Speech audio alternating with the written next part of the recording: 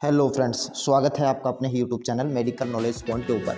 तो जैसा कि मैंने आपको प्रीवियस वीडियो के अंदर 3 वीडियो ऋतुचर्या के मैंने आपको बता दिए थे, तो इसके अंदर हम अगले लेक्चर की तरफ मूव ऑन करेंगे, जिसके अंदर मैंने आपको आदान काल और विसर्ग काल, इस तीन दोनों ऋतु हैं, इनके बीच में मैंने आपको डिफरेंस बताए थे, जो कि ऐसे क्यों शॉर्ट आंसर क्वेश्चन इसकी पॉइंट ऑफ व्यू से इंपॉर्टेंट होता है और ये क्वेश्चन आता ही है, तो आपको याद कर लेना है।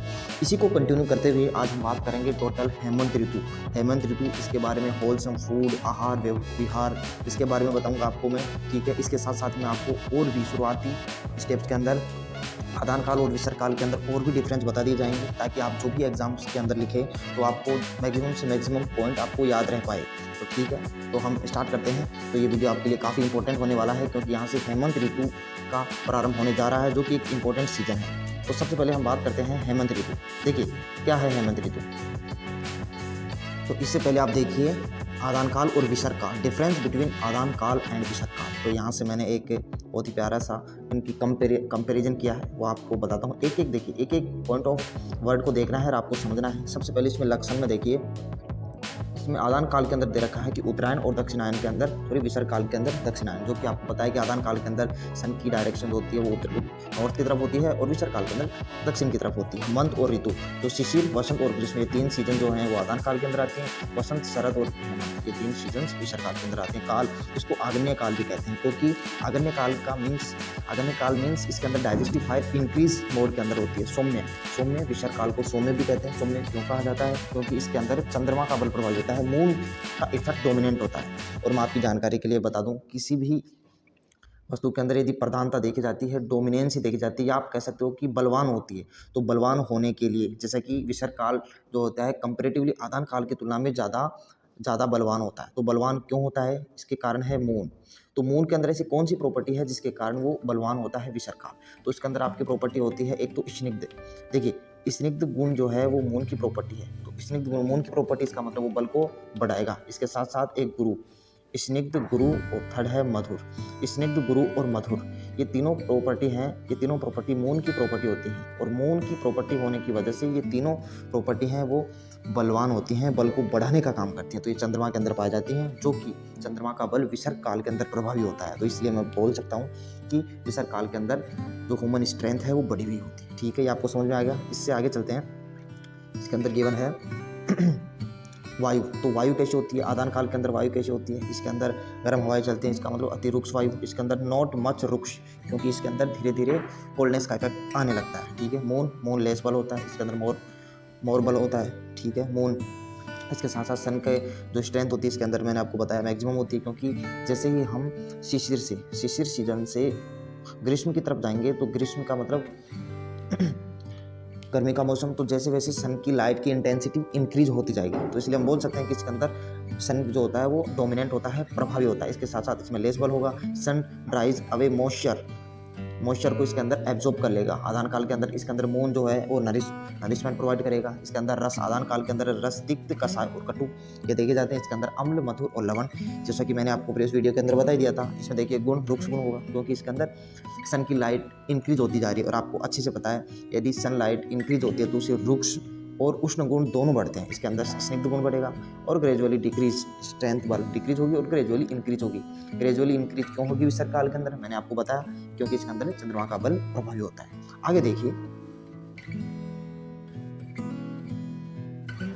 हेमंत ऋतु, लेट विंटर सीजन भी बोलते हैं। तो इसके बारे में कुछ बेसिक इन्फॉर्मेशन है जो आपको याद होनी चाहिए। सबसे पहले ये इसका टाइम ड्यूरेशन कितना होता है, तो ये लगभग मिड जनवरी से मिड मार्च के बीच में पाई जाती है। जैसे कि 21 जनवरी से एक आइडिया 22 मार्च के बीच में ये इसकी सीजन देखी जाती है। सेकंड, राशि ऑप्शन कौन से इसके अंदर मकर और जो कुंभ है वो इस सीजन के अंदर सन की राशि होती है। इसके साथ साथ इसमें गिवन है कि हिंदी कैलेंडर के अकॉर्डिंग कौन सा मंथ जो है हेमंत ऋतु के अंदर आता है। तो इसमें माघ और फाल्गुन, ये जो 2 हिंदी महीने हैं ये हेमंत सीजन में आते हैं। इसके साथ साथ प्रीडोमिनेंट जो रस हैं इस सीजन में वो तिक्त रस की प्रधानता पाई जाती है।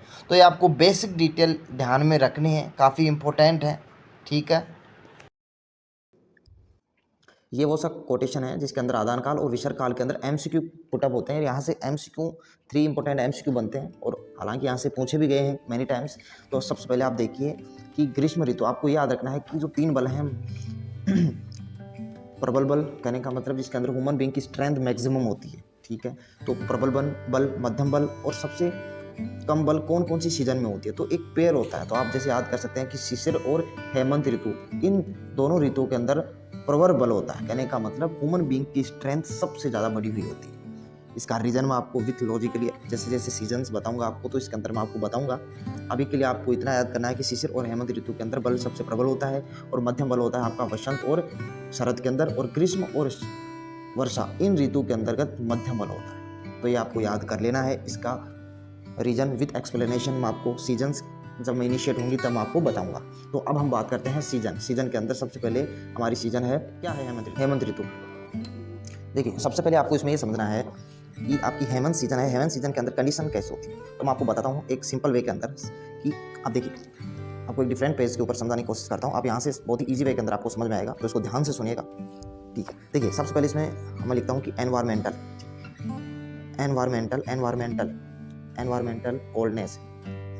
कोल्डनेस इंक्रीज, वो कोल्डनेस बढ़ती है। उसकी वजह से बॉडी पोर, आपको समझ में आया होगा कि बॉडी पोर या तो आपके ऑब्स्ट्रक्ट हो जाएंगे, बॉडी पोर ऑब्स्ट्रक्ट या फिर माइनर पोर। उसकी वजह से क्या होगा, आप समझिए कि एटमॉस्फेरिक कोल्डनेस बढ़ रही है। उसकी वजह से जो बॉडी के अंदर हेयर जिसका ओरिजिन जिस पोर से होता है बॉडी के, वो पोर माइन्यूट पोर ऑब्स्ट्रक्ट कंप्लीटली बंद हो जाएंगे या फिर माइनर थोड़े बहुत बचेंगे। तो इसके कारण बॉडी हीट, आप समझिए body heat can not outcome from body. जो उस बॉडी के अंदर हीट है वो शरीर से बाहर नहीं जा पाएगी। तो इसकी वजह से क्या होगा, इसकी वजह से अंदर की डाइजेस्टिव फायर बढ़ेगी, क्योंकि वो अग्नि उसकी डाइजेस्टिव फायर के अंदर चेंज हो जाएगी। तो आपको ये याद रखना है कि हेमंत ऋतु के अंदर एनवायरमेंटल कोल्डनेस बढ़ने के कारण बॉडी के पोर ऑब्स्ट्रक्ट या बंद हो जाते हैं, जिसकी वजह से अंदर की डाइजेस्टिव फायर जो होती है वो आपकी बढ़ी हुई होती है, इंक्रीज मोड के अंदर देखी जाती है। आपको ध्यान रखना है, सबसे इंपॉर्टेंट पॉइंट है। अब देखिए, अब मैं आपको बताता हूँ वहीं पर क्या पोजीशन गिवन है। देखिए in Hemant ritu a person endowed with a strength due to contact of sheet anil ठंडी हवाएं। इसके साथ साथ शरीर उष्ण, body heat is prevented from the being lost. मैंने अभी आपको बताया कि बॉडी से हीट लॉस कम हो जाता है। This increase the vahni digestive fire in persons already having good appetite and hence able to digest stuff with the otherwise heavy for digestion. क्योंकि इसके अंदर डाइजेस्टिव फायर ज़्यादा है तो इसमें स्टफ फूड, हार्ड से हार्ड गुरु पदार्थ का भी यूज़ कर सकते हैं फूड के अंदर, ठीक है। इसके साथ साथ इसमें गिवन है कि when sufficient food not provided, the Deha Agni start digesting and decreasing the Ras Dhatu, resulting in aggravation of Vata. So the following food are recommended to consume during the Tushar सामने हेतु हेमंत ऋतु the time. तो मैंने अभी आपको बताया कि इसके अंदर डाइजेस्टिव फायर बढ़ी हुई रहती है। यदि आपने गुरु पदार्थ का यूज नहीं किया तो उस कंडीशन के अंतर्गत डाइजेशन तुरंत होगा। क्यों होगा, क्योंकि इसके अंदर देह अग्नि बढ़ी हुई है। और सबसे पहले रस धातु को कम करेगा। रस धातु कम हो जाएगी तो शरीर के अंदर लाइटनेस बढ़ेगी, और लाइटनेस बढ़ने से एग्रीवेशन ऑफ वात बढ़ जाएगा। तो अभी आपने समझा, कहने का मतलब आप ये समझिए कि डाइजेस्टिव फायर बढ़ी हुई है तो गुरु पदार्थ का यूज़ करना है। यदि गुरु पदार्थ आपने नहीं लिए, यदि आप लघु ले रहे हैं तो आपको बार बार लेना पड़ेगा, क्योंकि इसके अंदर डाइजेस्टिव फायर जो है वो बढ़ी हुई है और इजीली डाइजेशन हो जा रहा है फास्ट। आगे देखिए कि पथ्य आहार, कौन कौन से आहार यूज में लेने चाहिए। इसमें बहुत ही प्यारा सा कोटेशन गिवन है, वो मैं आपको आगे बताऊंगा। अभी के लिए आप इसका अर्थ देखिए, कौन कौन से आहार यूज में इंटेक करना चाहिए। इसमें स्निग्ध ऑयल, क्योंकि रुक्षता बढ़ी हुई है शीत सीजन के अंतर्गत स्किन जो है उस स्किन के अंदर रुक्षता बढ़ी हुई रहती है, तो वो फटने की चांसेस ज़्यादा रहते हैं, तो ये बात को कम करने के लिए यूज़फुल होता है। इसके साथ साथ अम्ल लवण टेस्ट ओदक मांस मीन्स एक्वेटिक एनिमल्स, उनके मांस, अनुप मांस के अंतर्गत जो मार्सिपेलेस हैं उनके एनिमल्स का मांस। इसके साथ साथ इसमें गिवन है, ये देखिए आपको टर्मिनोलॉजी जरूर याद करनी है, क्योंकि यहीं से क्वेश्चन पुट अप होने की यहीं से भी बहुत ज़्यादा चांस होते हैं। प्रसह, देखिए प्रसह क्या होता है। प्रसह होता है कि एक ऐसे animals catch food by tear and eat, जो कि अपने फूड को टीथ के थ्रू कैच करते हैं और उसे फाड़ कर खाते हैं। Madira, wine, sidhu, fermented liquids prepared with ripen fruits should be consumed with Honey.